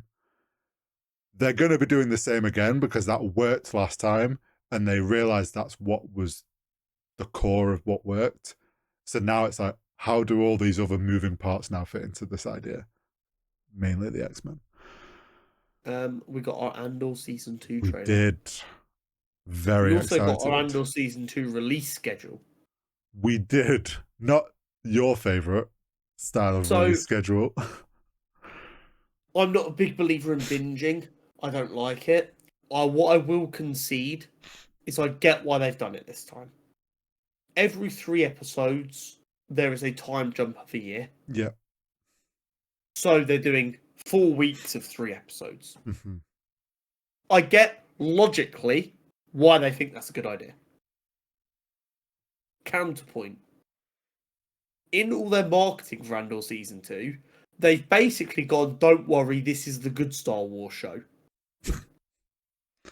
Why are you limiting yourself to 4 weeks of it? Well, like, I've said this a million times. Everyone knows how powerful social media is now. Star Yeah. Wars, despite its like faltering, is still massive in the online space. Mm-hmm. If Andor Season 2 is good, would you not rather 3 months of people going, this fucking rocks every week? A quarter of a year of good publicity for Star Wars. When was the last time that happened? I mean, this is Never. just Disney Plus. Like, they don't seem to ever want a show to like sit. No, it's insane to me. Let it breathe. I think like it's weird to me. It's like Disney is so they want to try everything against what used to work for TV. Like they're like, oh, this is streaming now. Things have to be done differently. And it's like, no, not necessarily. Like things can still be done the same because people like them that way. We've already lost 24 episode seasons. I Yeah. do not want to lose like getting to enjoy a show for more than a month. The annoying thing is, Andor will probably be very successful because it is the show that everyone's loved. So Andor season 2 will probably do very well, and they'll get crazy numbers, and they'll go, "Huh, this release schedule worked really well. Let's just keep They'll doing use this." it to reinforce something Yeah. that's not there. I mean, like literally, like they did with Andor season 1, they gave us the 2 episode drop, Mm. and it worked because the story needed it. But now there have been times they've done a 2 episode drop when maybe they didn't need a 2 episode drop, but now they've convinced themselves it needs to be a 2 episode drop. Yeah. I would rather this be 11 if they want to do a 2 episode drop, or even better, 12 weeks of us over the course of 3 months uncovering this Andor story and just getting to They be should have excited about it every week. just give Now I've us. got to find time every week to watch 3 hours of TV just in time for this, and that's going to be one segment for us. They should have It done seems it. nuts. 4 episodes is a year, and then you could have 1 episode a week, and each month is a year, and then you time hop in the next month. There were so many better ways to do it. I disagree with it. Don't get me wrong, it might end up not being that bad, but it's just basically they're going, we're just going to release a film every week. Which has always been Disney's problem we've felt, which is like they just take a film and chop it into TV length. Yes. And that's the only way them doing the 3 episodes a week makes sense, is if it feels so continuous, you watch all 3 back to back to back. And if they've done that, they've just released 4 films. They've released they've released Rogue One, 2, 3, and 4, and 5. Do you know what I mean? Like, I'm sure the show's going to be great, but it's rubbed me the wrong way. But was anyone surprised? No. No. No one was surprised that Connor hates binging methods. It's bullshit. Let me enjoy stuff at a natural fucking pace like a human. Christ. DC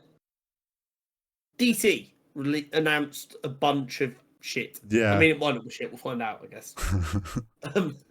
Teen Titans film is in production. The script is being worked on by the same person who wrote the Supergirl script.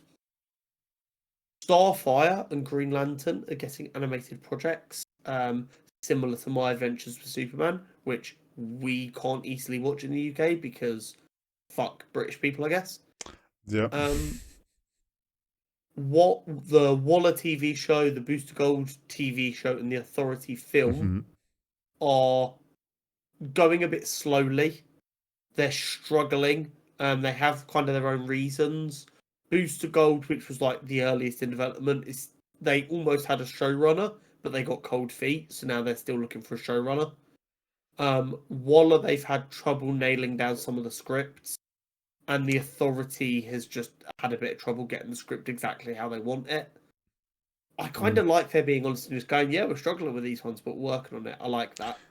I mean, Boost Gold one's just slow down because of casting. The Waller stuff, like, it makes sense, and I'm glad they're being honest because it's like, we know that we're trying to bring in a character that was previously, and we've got to make sure that they've constantly talked about like how's canon work, and that, like, they've got to be careful with the story to make it right. So yeah, these things will come if they need to. Yeah, exactly.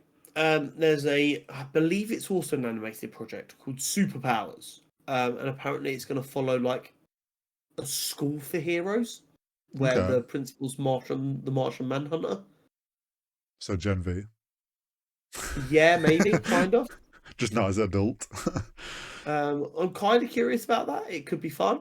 I don't know if that's going to be more of like a kiddie show, a la like Super Friends, Got you. or if that is going to be not and be a bit more teen focused. But it's an interesting one. These projects seem a bit, not in a bad way, a bit like scattergun, like here are ideas, which might work. It might end up being a problem, but at least we know they're working on stuff. Yeah, Apparently, they have a plan for like the next 6 years. They want to release 7 projects a year, with about an even split between TV and film, yeah, and about an even split between live action and animation. So fair. we'll have to see if Yeah, they can keep that cadence.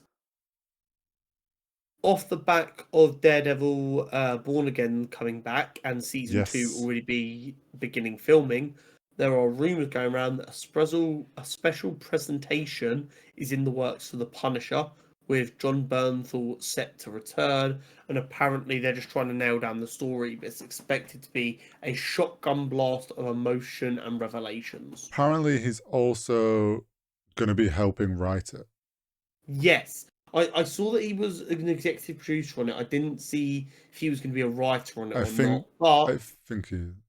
I mean, I think he's written on a few things he's worked on. yeah, So and not like, to minimize what he's done, that could be as simple as he feels more confident with like Punisher's dialogue and stuff, well, yeah, or maybe he's helping with the story. I'd like to say he had a lot of input in the Punisher show back when it came out because he has, like, I think this is one of those cases where like this is a character that he loved and that's why he was willing, like he was so on board with doing this show back on the Netflix days, and why he's always wanted to return as Punisher. So it would make sense that he probably has hit strong views on what he thinks should be told in this, Yeah.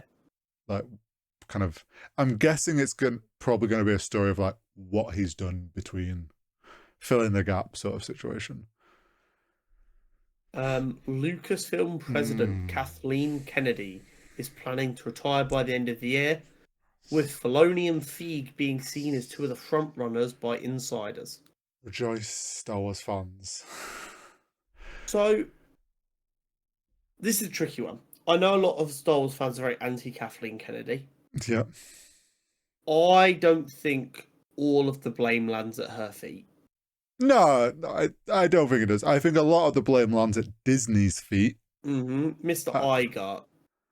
yeah, there's Gets. there's obviously a lot of pressure there. I do think Kathleen has missed on some more decisions than she is hit with. Filoni has always been the fan favorite because he's been George Lucas's number 2 essentially. So everyone then sees that as like, well, he's got George's blessing with the world that he built. He's obviously knows what he's doing, and we've seen that through the shows that we've enjoyed. I've seen both things of like Feige being obviously a runner for running things. Makes sense. He's done a great job overall with the MCU. Been a huge success for Disney. They're going to want, oh, you did a great job over here. Come and do the same for Star Wars, because they don't know what the fuck to do anymore. They need someone to direct them in a new, in just a direction. I would love Filoni to be fully in charge, sure, but I also see a world in the benefit of him and Feige work. Like, Feige is the new position where Kathleen was, and he knows he can lean on Filoni for a lot of, like, he helps direct them, lets Filoni do all the figuring out the actual details. I think we're kind of on the similar idea here. I think the big problem with Filoni becoming president by himself, there is an internal feeling, based on some reports, that he would not handle the business side of it and dealing with the business people well enough. He wouldn't be able to ease their concerns when, and let's be clear, no franchise is ever going to have a 100% record. There is going to come a day where a project shits the bed. Yeah. And that he wouldn't be able to calm the people who need to be calmed when that happens. I agree. I can understand he would also be further from the creative stuff. Well, yeah, it's like, it's a lot for him to be hands-on creatively and also trying to direct the whole Star Wars side. Mm-hmm. Meaning, do you end up losing the best bits of Dave and asking him to do stuff he's not as good at, which overall might leave Star Wars in a worse space? Yeah. And I can also imagine Dave probably doesn't necessarily want to be doing that side of things and just wants more control over the creative decisions.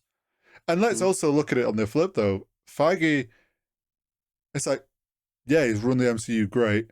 He's still fucking busy with the MCU. Like, putting him in charge of Star Wars, like, on his own with no, like, Filoni or anything is, like, the next level. Like, if he's then expected to completely run everything over there, like, you're asking a man to run 2 giant IPs.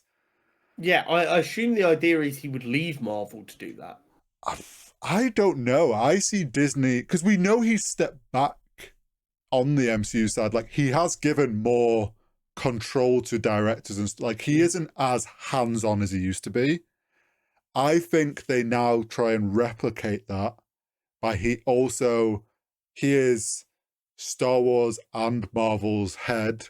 He has his guys already on Marvel's side that he then things feed down through and directors.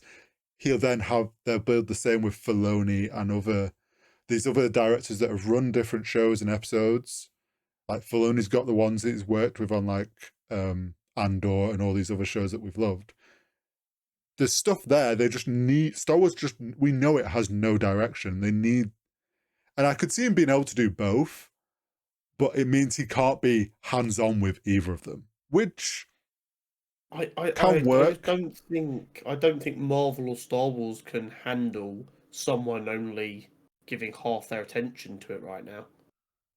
Like 10 years ago, I don't think we'd have been too worried. We were like, yeah, it's all right, Marvel is cruising. But it's not bulletproof anymore. It's not. And I think it can if he has the right teams. It might be a good thing. But if he's asked to 50-50 between the two, I think, again, it ends up being a worse situation. I think it could work. He just has to have the right team at the next level down that people he trusts well enough.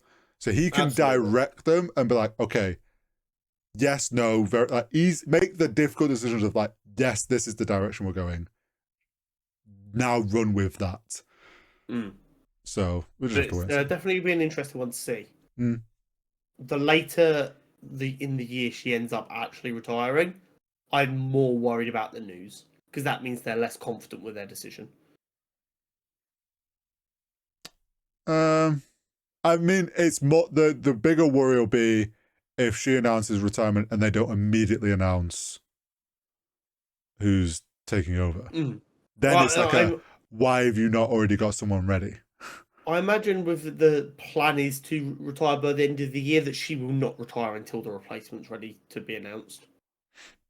Which is why, like, if they leave it super late in the end of the year, or if it gets delayed and pushed into next year, that means they're really struggling to find someone who they trust. I get you. Wonder Woman game. We discussed this a few weeks back. We did, along with the Flash In fact, game. let me go find the headline for this because it can't have been that long ago. It was a couple of weeks, I would say, since we Da, da, discussed the da. Flash The game. Wonder Woman game has been rebooted during development. It has already cost over $100 million, but it's years away from release if it ever makes it to market. It's not making it to market. Wonder Woman game has officially been canned as Warner Bros. Has shuttered Monolith Productions, Player First Games, and WB San Diego. First and foremost, sucks. Lots of people have lost their Yeah. jobs. Always a fucking horrible day when companies do mass layoffs. I hope everyone lands on their feet and that they all end up in a more secure position. Yeah. The Wonder Woman game is dead, buried, not happening, which furthers the waste of the Wonder Woman IP. She's had 2 films in the last 20 years, not managed a single game. Do you know what this... It's almost like when everyone said they just scrapped a certain Batgirl thing to put a loss on the tax books. Oh, it's a nice big 100 million loss that they can write up there, and Yeah, it's crazy. Again, this is why development companies are struggling so much right now, because they get to start working on something 4 years ago, and the company believes in them, and they're like, "Yeah, we can do this." And they maybe they under egg the amount it's going to cost slightly. They're like, "This is roughly how much it'll cost. We'll keep cracking away." They go, "Yeah, whatever you need, we fully back this project." And then a global pandemic hits, the world changes, and they just go, "We don't believe in that project anymore. Fuck all of you," and just but fuck I you. also think it's the pandemic was part of the issue for a lot of these big things like Warner Brothers trying to dive They into gaming, upscaled the amount of staff they had a lot because everything in gaming got just pumped with money, and then because that's all I people think, had time to well, do. and it also came. I want to say it was around that time when the Activision stuff was happening, and everyone found out how much money Call of Duty was making, and everyone's like, "Oh my god, gaming's this multi-billion-dollar business. They're making loads of money over there," and it just chucks money in to then realize if you just throw money at stuff without actually knowing what you're doing making a game, you're just going to be burning money very fast. And this is what's happened. And then they've got nothing to show for it and they've scrapped it. I honestly If I don't think it's... I think this is a better decision than something like Concord happens, where they launch a Wonder Woman game, it absolutely flops because it's terrible, and they're like, even bigger headline of spent this much money, release game, flops. Like, at least this they can kind of brush under the rug a bit easier. the big problem I think is going to be is if on the way out someone leaks like alpha footage of Wonder Woman, and everyone collectively goes, "Fuck, that looks awesome." It wouldn't be the first time shit like that's happened, where a cancelled Yeah, game's alpha footage comes out and everyone's like, "Oh, but that looks so sick." No, yeah, true. why? Um, I think Warner Bros have been cutting a lot in a lot of areas recently. I think they need to focus on their film and TV stuff Mm-hmm. and their IPs that can be made into games. They lease them out. Yeah, They I go also think... to Rockstar as a for instance. I know Rockstar would never pay for an IP, but just as a for instance, and go, "Hey, Rockstar, do you want to make a story game of the Batman? All you've got to do is pay us 20% of whatever revenue it makes, or whatever. I don't know what a good deal is in that industry. I'm not a businessman." And then Rockstar go, "Yeah, sweet, we'll make a game," and then they go, "Right, who gives a fuck?" Well, it wouldn't surprise me as well, because we know James Gunn's managing creative side of DCU. There's, I forget what the guy's called that's doing the business side of it. It would Peter something. I wouldn't surprise me if with them two coming in, they've gone, right. He's gone, show me everything that was part of the previous DCEU or whatever. What was being worked on, what is currently, and like, oh, the games division is like studios working on games. They've gone, okay, that we'll get to that last. They've got to, and they've gone, right, what have you got to show for it? And there's not really, and then he's gone, "James, does this fit in? Can we make this fit into the DCU?" And he's gone, not with its current thing. It's going to cost this much if they want to change all these things. And they've gone, right, we're scrapping it. like, it wouldn't surprise me if this had been part of the final cleanup of previous DCEU. Yeah. But But yeah, it's a shame. it is what it is. Yeah. Like I said, I hope everyone lands on their feet and they will find better spots. And if we do see any alpha footage of this Wonder Woman game, all I can praise or reaction is thank God they decided to stop working on that. Still on like Um, Xbox One graphics, isn't it? and to end it all off, the Oscars. More hot water for the Oscars. There have been a couple of stories that have come out in like last day and a half, 2 days, Yeah.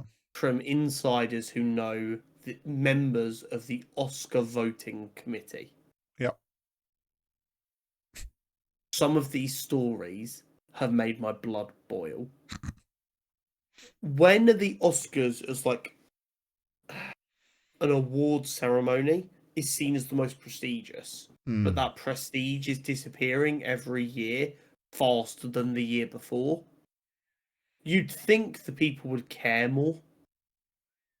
But these stories just go to show why the prestige is disappearing year on year. So the two big ones I've heard were, we've not voted for Ralph Fiennes to win Best Actor or Best Supporting Actor in Conclave because he already won it once before. Right. He hasn't won it once before. They thought he'd won it for Schindler's List in 1993, but he hadn't. So they decided not to vote for him because they thought he'd already won it, which is, who gives a fuck? If he was the best, he was the best. Yeah. And secondly, they thought he'd won it when he fucking hadn't. I'd be interested, like, just from that alone, I'm like, how do they pick these voters? Like, surely there needs to be a better screening process of, like, someone that actually gives a shit about films, or someone that can show that they're an unbiased. So I think I might be wrong. I might be absolutely talking out my arse here, so do take it with a healthy dollop of salt. I think the Academy seats are, some of them at least, are hereditary. So your great grandfather was a member of the Academy and was on the original voting panel, and then your grandfather was, and then your So father was, and X now you are. person's great grandson who doesn't actually really give Yeah. a shit about films has to vote on this every year, and it's probably a chore for him because he doesn't really care. I think there are some, at least, that have been handled in such a way. Some belong to like the press, I believe, and Which makes some sense. belong to, I think, other actors or something. But what is that rationale? And then the bit that blew me away. Yeah, I saw this one. They said that they didn't vote, and they didn't even watch Dune Part 2 because they couldn't get through the first Dune film, and they didn't feel like watching 3 hours of Dune. Now, here's the thing. I think that's a diabolical take about film, full stop. The film's a masterpiece. However, if your co-worker has that opinion, you just roll your eyes and you go, yeah, whatever. Because they're just a person living their life. You are responsible for giving out one of the most prestigious awards in cinema. And you can't be asked to even watch the nominations. If someone offered me a seat on the Oscars panel, I would fucking move into a cinema. I would make sure I've seen every film that's come out every year, so that I'm confident I'm voting with like as much information as possible. This is And the they thing, can't even right? be bothered with a fucking short list of nominations. Like, here's my thing. It's like, if it's like some obscure side award, like, I don't know, best indie project, and you've already sat and watched through all the big awards, and like, there's one film on there, and like, I don't know that what I haven't watched it, but I know that one was really good, and I'm going to vote for it anyway. Like, I can get, maybe you don't watch all of those ones if you already know, for you, oh, I already know I'm voting for that one. I don't necessarily need to watch these others. Because, like, say it was the animated project for you. you don't need to watch any others to like. You know if there was one better than Wild Robot. Like, Pretty sure, but I'd make sure I'm I know, watching at least the ones I that are know you nominated. would, but that you also get my point of like, you know. So there's if you don't have the time or like you like, okay, I don't need to watch that. I know it's going to be Wild Robot. But I for get Best that, Picture, but yeah, for especially, it's Best Picture crazy. is wild. It's Insane to me. These people don't value the position they hold enough for me. I wonder, Like you I'm say, not even being jokey when I'm saying if they it went, would. Connor, we would like cutscene convos to be one of the votes. I would drag your art. We would find a cinema in between the middle of you, and we would camp out there a week, a month to watch every film that's come out that month Like, what to about? make sure that we've seen everything and we're voting We're properly. binging it all a week before we have to vote. Forgetting even that, like, say you've had a busy year and you can't watch all the films. Would that not be like a fun part of your year? You know you have to vote at the Oscars on, like, say, the 21st of February. And you're like, right, 21st of January to the 21st of February. Nothing goes in my calendar. All I'm doing is watching every film from the last year to make sure I know what I'm voting for.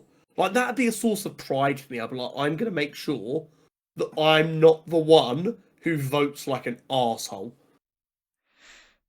Yeah, there'll be some people though. I can guarantee that have done this every year, and it's like to them they're like, "Oh, I've got to vote on the Oscars again."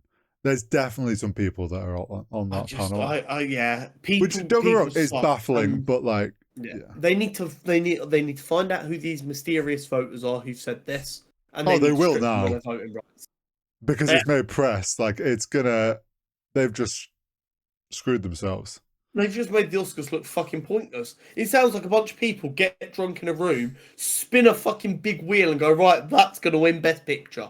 Like, Well, who gives it a just shit? adds to the age-old thing of everyone says it's rigged and they already have decided who's winning before. Like, and it's like, Yeah, yeah, if they're making decisions on, oh, you've already won it last year or whatever, we're not going to have you win again. We're going to have this person win. It's like, if multiple insanity. people have that opinion, then it's like, yeah, of course, this is just all rigged and pointless. Yeah, absolute insanity.